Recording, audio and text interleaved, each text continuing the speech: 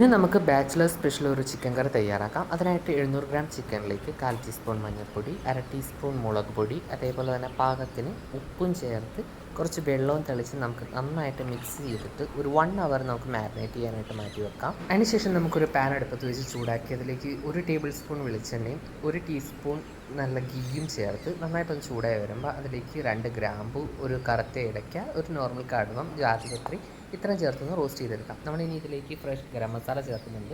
അതുകൊണ്ട് നമ്മളിനി ഇത് അധികം സോട്ട് ചെയ്യേണ്ട.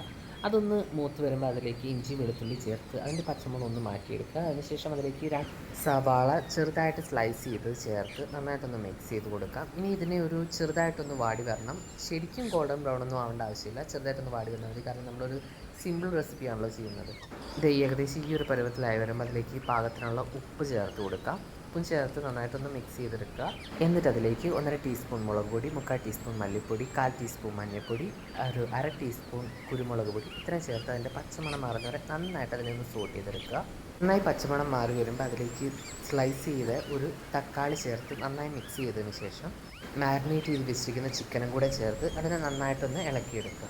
ഇത് നന്നായിട്ടൊന്ന് മിക്സ് ചെയ്തതിന് ശേഷം ഇതിലേക്ക് 250 മില്ലി വെള്ളമാണ് ഒഴിക്കുന്നത്. ഇത് കുറച്ച് നീട്ടത്തിലുള്ള ചാറായിട്ടാണ് ഞാൻ ചെയ്യുന്നത്. നിങ്ങൾക്ക് അത്രയും ചാറ് വേണ്ട, ഒരു തിക്ക് ഗ്രേവിയാണ് വേണ്ടതെങ്കിൽ ഒരു 200 മില്ലി വെള്ളം ഒഴിച്ചാൽ മതിയാവും. എന്നിട്ട് അതിലേക്ക് ഒരു അരമുറി നാരങ്ങ നീര്, അതേപോലെ തന്നെ പച്ചമുളക് ഒരെണ്ണം, ഒരു തണ്ട് കറിവേപ്പില. ഈ കറിവേപ്പില പച്ചമുളക് നമ്മൾ പച്ചയ്ക്ക് തന്നെ ചേർക്കണം, വഴറ്റാൻ നിൽക്കരുത്.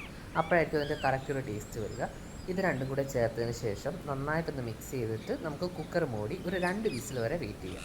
ഇതിപ്പോൾ 2 വിസിൽ കേട്ടിട്ടുണ്ട്. ഇനി നമുക്ക് കുക്കർ ഓപ്പൺ ചെയ്ത് ഇതിലേക്ക് 1/4 ടീസ്പൂൺ ഗരം മസാല, അതേപോലെ തന്നെ 1/2 ടീസ്പൂൺ കുരുമുളക് പൊടിയും ചേർത്ത് നന്നായിട്ട് മിക്സ് ചെയ്തെടുക്കാം. ഇപ്പോൾ നമ്മുടെ ചിക്കനൊക്കെ നല്ല പാകത്തിന് വെന്തിട്ടുണ്ട്. അപ്പോൾ ഇത്രയേ ഉള്ളൂ നമ്മുടെ കുക്കർ ചിക്കൻ കറി. അപ്പോൾ വീഡിയോ ഇഷ്ടപ്പെട്ടെങ്കിൽ ചാനൽ സബ്സ്ക്രൈബ് ചെയ്യാനും ഫോളോ ചെയ്യാനും മറക്കല്ലേ.